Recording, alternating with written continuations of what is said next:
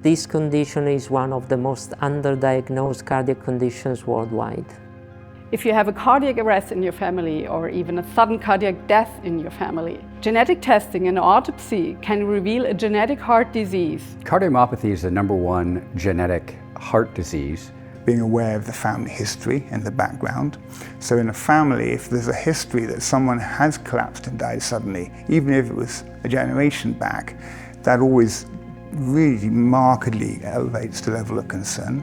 My son Angel died of a sudden death because he had a cardiomyopathy when he was 15 years old. He died without having any symptoms before. We didn't know he had this disease. But if a youngster is chasing football and goes down with a bang, that's always an alarm signal. And then years later, there's a tragedy, maybe a young cousin dies suddenly, and I always think, oh, we missed an opportunity then to step in. If you have a history of fainting during physical activity and/or emotional distress, think cardiac. Get a cardiac assessment.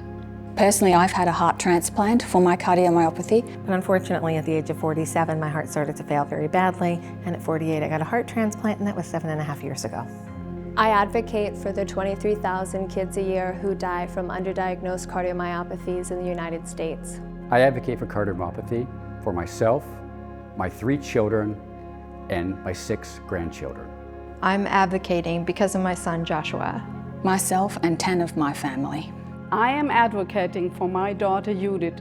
She died of cardiac arrest when she was 14 years old, and we didn't know that there was a genetic disease in our family. Now we know. Think cardiomyopathy. Think cardiomyopathy. Think cardiomyopathy. Think cardiomyopathy. Think cardiomyopathy. Think cardiomyopathy.